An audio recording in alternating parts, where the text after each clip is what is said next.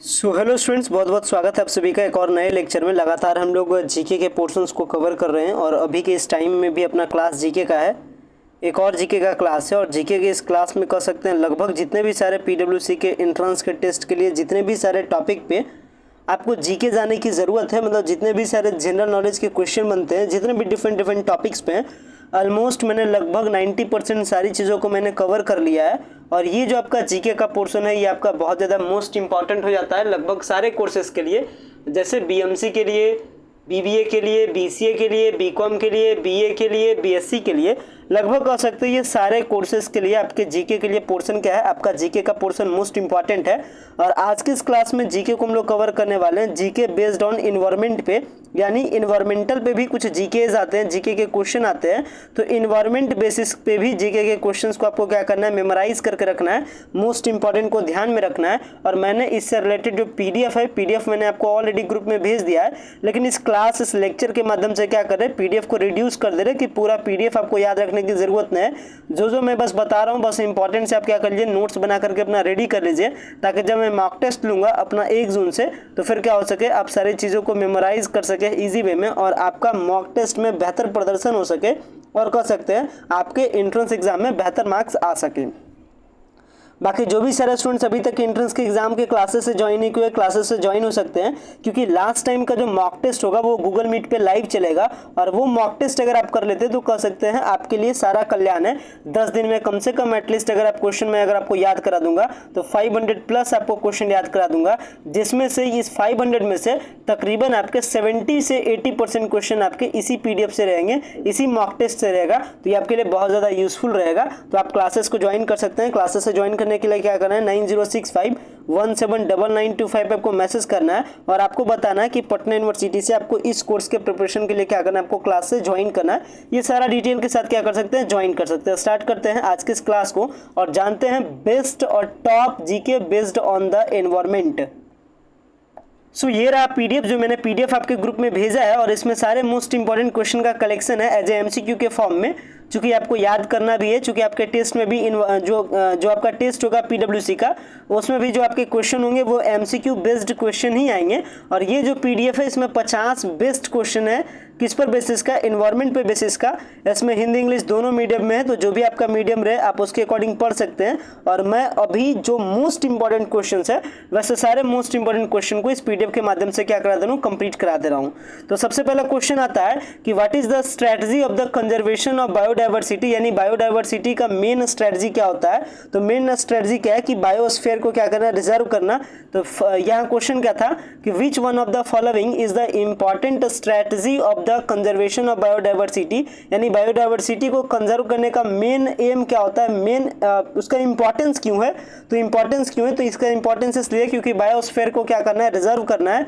आगे बढ़ते हैं तो यहाँ पे क्वेश्चन में आगे बढ़ रहे हैं। देखिए इसके बाद क्वेश्चन आता है कि the green house gas is mostly caused, यानी ग्रीन हाउस गैस जो है वो इसमें मोस्टली किसके कारण से होता है, ओजोन लेयर के कारण, मॉइस्चर इन द एटमॉस्फेयर के कारण, इंफ्रारेड रेडिएशन के कारण, या carbon dioxide in the atmosphere. तो इसका करेक्ट आंसर क्या हो जाएगा, carbon dioxide in the atmosphere. अगर आपको ये चारों ऑप्शन दिया रहे तो इसके बाद देखिए क्वेश्चन आता है, एक क्वेश्चन आता है यहाँ पे कि एजेंडा 21 का जिक्र क्यों किया जाता है, क्योटो प्रोटोकॉल के लिए या मॉनेट्रियल प्रोटोकॉल के लिए या समिट ऑन सस्टेनेबल डेवलपमेंट के लिए या फिर फर्स्ट अर्थ समिट के लिए।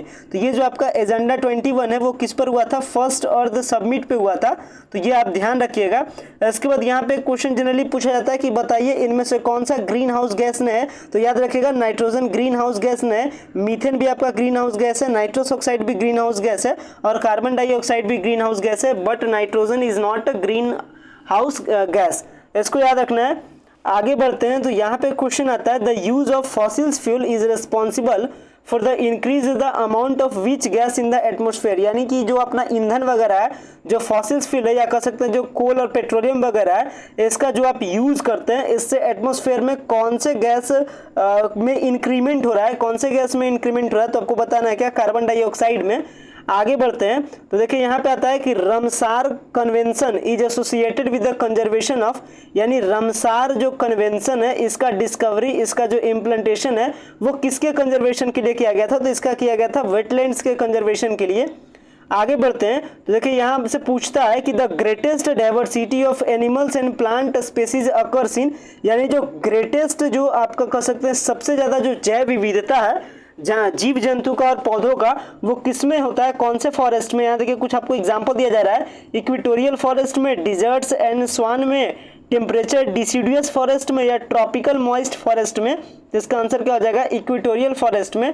याद रखिएगा जब आप टेस्ट दीजिएगा तो आपका क्वेश्चन वहाँ हिंदी इंग्लिश दोनों मीडियम में होगा, तो आप उसको देख लीजिएगा क्वेश्चन को आप इंग्लिश हिंदी दोनों मीडियम में पढ़ करके, जिस मीडियम में मतलब आंसर तो आपको बस आपको OMR पे कलर करना रहेगा, ए ऑप्शन करेक्ट है या बी है या सी है या डी है। तो क्वेश्चन को समझने के लिए आप हिंदी इंग्लिश किसी भी मीडियम में आप उसको याद कर सकते हैं। आगे बढ़ते ये भी क्वेश्चन मोस्ट इंपॉर्टेंट है, in a food chain the solar energy utilised by the plant is only कितना परसेंट, तो याद रखिएगा 1.1% किया जाता है। सोलर एनर्जी का यूटिलाइजेशन प्लांट के द्वारा कितना होता है, 1% में। इसके बाद आगे बढ़ते हैं तो यहाँ है कि the translational zone between two distinct communities, दो डिफरेंट कम्युनिटीज के बीच में जो ट्रांसलेशनल जोन होता है उसको हम लोग क्या कहते हैं, उसको हम लोग इकोटोन कहते हैं। आगे बढ़ते हैं तो यहाँ पे देखिए क्वेश्चन आता है, which one of the following is not an endangered bird on India, यानी इंडिया में कौन सा जो बर्ड है वो इंडेंजर्ड की श्रेणी में नहीं है, इंडेंजर्ड नहीं है। ऑप्शन आपका है forest owlet, Malad, green Indian bustard या व्हाइट बेलेड हिरन। इसका सही आंसर क्या हो जाएगा, मलाड हो जाएगा। आगे बढ़ते हैं तो क्वेश्चन देखिए ये भी क्वेश्चन मोस्ट इंपॉर्टेंट है, पूछा जा चुका है ऑलरेडी टेस्ट में। चिपको मूवमेंट वाज बेसिकली अगेंस्ट, जो चिपको आंदोलन हुआ था, चिपको जो मूवमेंट हुआ था वो किसके लिए हुआ था, तो डिफॉरेस्टेशन के लिए हुआ था, यानी वनोन्मूलन के लिए, यानी कि कहने का मतलब पेड़ों की कटाई को रोकने के लिए यह आंदोलन किया गया था, तो डिफॉरेस्टेशन के लिए हुआ था चिपको मूवमेंट। आगे बढ़ते हैं तो यहाँ पे क्वेश्चन आता है कि global 500 award is given for the achievement in the field of, यानी जो ग्लोबल 500 अवार्ड है वो किस लिए दिया जाता है, तो वो दिया जाता है एनवायरमेंटल प्रोटेक्शन के लिए। याद रखिएगा एनवायरमेंटल प्रोटेक्शन के लिए। इसके बाद यहाँ देखिए क्वेश्चन पूछता है, आगे बढ़ते हैं, इन इकोसिस्टम, इस इकोसिस्टम में अस्टेबल बायो ग्रुप को क्या कहा जाता है, सक्सेशन, सेरल या क्लाइमेक्स या इकोटोन। तो इसका सही आंसर क्या हो जाएगा, इकोटोन हो जाएगा। आगे बढ़ते हैं यहाँ क्वेश्चन के सीरीज में तो यहाँ पे देखिए क्वेश्चन पूछता है कि इनमें से कौन सा वाटर पॉल्यूटेंट नहीं है, which one of the following is not a water pollutant. तो इसका सही आंसर क्या हो जाएगा, कॉपर वाटर पॉल्यूटेंट नहीं है। आगे बढ़ते हैं तो एसिड रेन क्यों होता है, ये भी क्वेश्चन पूछता है आपसे। Acid rain is cause due to air pollution, किसके कारण, nitrous oxide and sulphur oxide या कार्बन डाइऑक्साइड या फिर कार्बन मोनोऑक्साइड या मीथेन। तो इसका करेक्ट आंसर क्या हो जाएगा, nitrous oxide and sulphur dioxide. इसको याद रखिएगा। आगे बढ़ते हैं क्वेश्चन के सीरीज में तो यहाँ पे क्वेश्चन के सीरीज में आता है कि which of the following component of ecosystem act as intermediary between biotic and abiotic component, यानी बायोटिक और एबायोटिक कंपोनेंट के बीच में कौन इंटरमीडिएट कंपोनेंट है। तो इसका सही आंसर क्या हो जाएगा, प्रोड्यूसर हो जाएगा। आगे बढ़ते हैं, यहाँ पे आगे क्वेश्चन में बढ़ते हैं तो यहाँ पे देखिए फिर बढ़ रहे हैं, the ozone layer restricts, ozone layer किस चीज को रोकता है, तो ओजोन लेयर अल्ट्रावायलेट के रेडिएशंस को रोकता है, याद रखिएगा। इसके बाद आगे बढ़ते हैं, यहाँ पे ध्यान रखिएगा कि बायोटिक कंपोनेंट में प्रोड्यूसर क्या होता है, तो प्रोड्यूसर हमेशा ग्रीन प्लांट होता है। इस इकोसिस्टम में प्रोड्यूसर किसको कहा गया, ग्रीन प्लांट को कहा गया। इसके बाद आगे बढ़ते हैं, यहाँ क्वेश्चन है कि maximum biodiversity is found in, maximum जो बायोडाइवर्सिटी होता है वो कौन से फॉरेस्ट में होता है, तो वो होता है ट्रॉपिकल रेन फॉरेस्ट में, याद रखिएगा। इसके बाद देखिए क्वेश्चन है कि which of the following is designated as a lung of the world, यानी विश्व का जो लंग्स है यानी फेफड़ा है वो किसको कहा जाता है, तो वो कहा जाता है इक्वेटोरियल एवरग्रीन फॉरेस्ट को। याद रखिएगा इक्वेटोरियल एवरग्रीन फॉरेस्ट को वर्ल्ड का लंग्स कहा जाता है। इसके बाद ग्लोबल वार्मिंग किसके इमिशंस के कारण होता है, तो कार्बन डाइऑक्साइड के इमिशंस के कारण ग्लोबल वार्मिंग होता है। इसके बाद आगे बढ़ते हैं तो यहाँ देखिए क्वेश्चन आता है कि which one of the following energy is most utilised in biomass, biomass में कौन सा एनर्जी मोस्टली यूटिलाइज्ड होता है, तो इसका सही आंसर क्या हो जाएगा, सोलर एनर्जी। इसके बाद यहाँ पे आता है कि इकोलॉजी जो वर्ड है ये किसके द्वारा दिया गया था, तो इकोलॉजी वर्ड दिया गया था अर्नेस्ट हैकेल के द्वारा, याद रखिएगा अर्नेस्ट हैकेल के द्वारा इकोलॉजी वर्ड दिया गया था।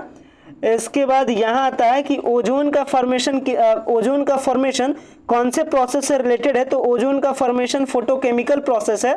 विच one of the following is related to the ozone formation, then correct answer is the photochemical process.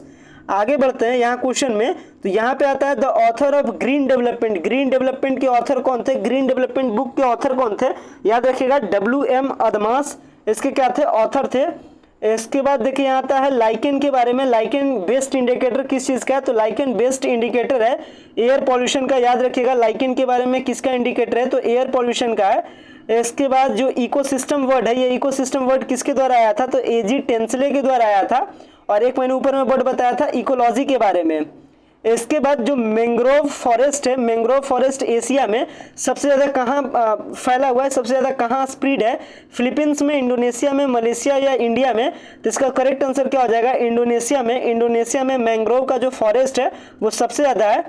इसके बाद आगे बढ़ते हैं क्वेश्चन में। तो यहाँ देखिए क्वेश्चन है, which one of the following ecosystem is known as the land of big games. एक मैंने बताया था कि वर्ल्ड का लंग्स किसको कहा जाता है, तो वर्ल्ड का लंग मैंने आपको ऊपर बताया था इंडोनेशिया के बारे में। आगे आता है कि लैंड ऑफ बिग गेम्स किसको कहा जाता है, तो ये कहा जाता है स्वान को। याद रखिएगा। आगे क्वेश्चन है कि नेशनल एनवायरमेंट रिसर्च इंस्टीट्यूट कहाँ लोकेटेड है। याद रखिएगा नागपुर में। क्वेश्चन आपसे पूछता है तो नेशनल एनवायरमेंट रिसर्च आपका कहाँ लोकेटेड है, तो नागपुर में। आगे बढ़ते हैं सीएफसी के फुल फॉर्म के बारे में। तो सीएफसी यहाँ देखिए, याद रखिएगा यूजेज सीएफसी। सीएफसी का यूज किस लिए होता है, सीएफसी का मतलब होता है क्लोरोफ्लोरोकार्बन। और इसका यूज कैसे होता है, इंसुलेटर के फॉर्म में भी, एरोसेल प्रोपेलेंट्स के फॉर्म में भी, रेफ्रिजरेटर्स के भी फॉर्म में। यानी कहने का मतलब इसका करेक्ट आंसर क्या हो जाएगा, ऑल ऑफ द एबव हो जाएगा। सेम तरीके से हिंदी में भी क्वेश्चन को बताया गया, तो आप हिंदी वाले क्वेश्चंस को भी देख लीजिएगा। इसके बाद कुछ इंडियन जो आपका इंडियन का जो इकोसिस्टम है उससे कुछ 10 रिलेटेड इंपॉर्टेंट क्वेश्चन नीचे दिया गया है, यहाँ से स्टार्ट है। जिसमें सबसे पहला क्वेश्चन है कि which of the following type of forest occupies the largest area in India. यानी इंडिया में सबसे ज्यादा कौन से टाइप का फॉरेस्ट है, तो करेक्ट आंसर हो जाएगा ट्रॉपिकल मॉइस्ट डिसिडुअस फॉरेस्ट। याद रखिएगा। इसके बाद क्वेश्चन आता है कि which of the following is the first national park in India. India का सबसे पहला नेशनल पार्क कौन सा है। इसमें 4 ऑप्शन है, पेरियार, राजाजी, जिम कॉर्बेट, बांदीपुर। तो याद रखिएगा इसका सही आंसर क्या हो जाएगा, जिम कॉर्बेट इसका हो जाएगा। इसके बाद क्वेश्चन आता है name of the forest which tick is the most dominant species. जो मैक्सिमम जो स्पेसीज है वो कहाँ पाए जाते हैं, तो वो पाए जाते हैं ट्रॉपिकल डिसिडुअस फॉरेस्ट में। इसके बाद देखिए क्वेश्चन आता है कि in which type of forest does sundari tree belong. Sundari tree बहुत ही फेमस ट्री है और सुंदरी ट्री के बारे में पूछा जाएगा कि कहाँ ये पाया जाता है, तो बताइएगा मैंग्रोव के फॉरेस्ट में ये पाया जाता है। इसके बाद क्वेश्चन आता है कि रेड डाटा बुक क्या प्रोवाइड करता है आपको, तो रेड डाटा बुक क्या प्रोवाइड करता है, इंडेंजर्ड प्लांट्स एंड एनिमल्स के स्पीसीज के बारे में बताता है। इसके बाद क्वेश्चन आता है which part of the Himalaya are covered with dense forest. यानी हिमालय जो अपना पर्वत है इसमें सबसे ज्यादा जो अपना जंगल है, फॉरेस्ट है, वो कौन से पार्ट में है, तो ईस्टर्न साइड में है। इसके बाद क्वेश्चन आता है a very large ecosystem on a land having a distinct type of vegetation and wild life. इसको हम लोग क्या कहते हैं, इसको हम लोग बायोम कहते हैं। याद रखिएगा बायोम इसको कहते हैं। इसके बाद क्वेश्चन आता है विच of the following country has the highest biodiversity. सबसे ज्यादा बायोडाइवर्सिटी कौन से कंट्री में है, तो याद रखिएगा ब्राजील में। ये आपका क्वेश्चन हो गया। आगे बढ़ते हैं तो क्वेश्चन आता है in which of the following areas we find pitcher plant. तो पीचर प्लांट याद रखिएगा rain forest of North East India में पाया जाता है। और सबसे लास्ट का क्वेश्चन है कि which of the following feature is not related to the biodiversity hotspot. Biodiversity hotspot से क्या नहीं होना चाहिए, तो ये होना चाहिए डिस्ट्रक्शन ऑफ हैबिट नहीं होना चाहिए। तो ये सारे क्वेश्चन इंपॉर्टेंट थे आपके इन्वायरमेंट वाले सेक्शन से, जिसमें मैंने आपको 50 मोस्ट इंपॉर्टेंट क्वेश्चन के बारे में बताया।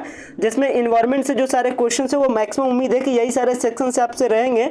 और जिसमें अगर मैं मैक्सिमम इंपॉर्टेंट क्वेश्चन के बारे में बात करूँ जो मे भी आपको 100% याद होना चाहिए, तो उसमें क्वेश्चन है कि सबसे ज़्यादा बायोडाइवर्सिटी कौन से कंट्री में पाया जाता है, तो ब्राज़ील में। इसके बाद वर्ल्ड का लंग्स किसको कहा जाता है, तो इंडोनेशिया को। इसके बाद और भी कुछ क्वेश्चन बताया। नेशनल जो आपका नेशनल जो इकोलॉजिकल सिस्टम का जो इंस्टीट्यूट है वो कहाँ है, नागपुर में। ये जो सारा क्वेश्चन मैंने आपको बताया था, जिसमें क्वेश्चन था कि राष्ट्रीय पर्यावरण अनुसंधान यानी नेशनल एनवायरमेंट रिसर्च सेंटर कहाँ है, तो अपना नागपुर में। ये जो क्वेश्चन है ये कुछ क्वेश्चन इंपॉर्टेंट है जिसके बारे में मैंने इस PDF के माध्यम से बताया। तो ये सारी चीज़ों को आप नोट्स कर लीजिएगा और धीरे धीरे सारी चीज़ों को मेमोराइज कीजिएगा, याद कीजिएगा, ताकि जब मैं मॉक टेस्ट लूँ तो तब तक आपको सारा चीज़ याद हो जाए और आप मॉक टेस्ट में बेहतर कर सके, ताकि आप एंट्रेंस के एग्जाम में भी बेहतर कर सके। क्लास को इन करते हैं, लेक्चर को इन करते हैं। Thanks a lot for watching this important lecture.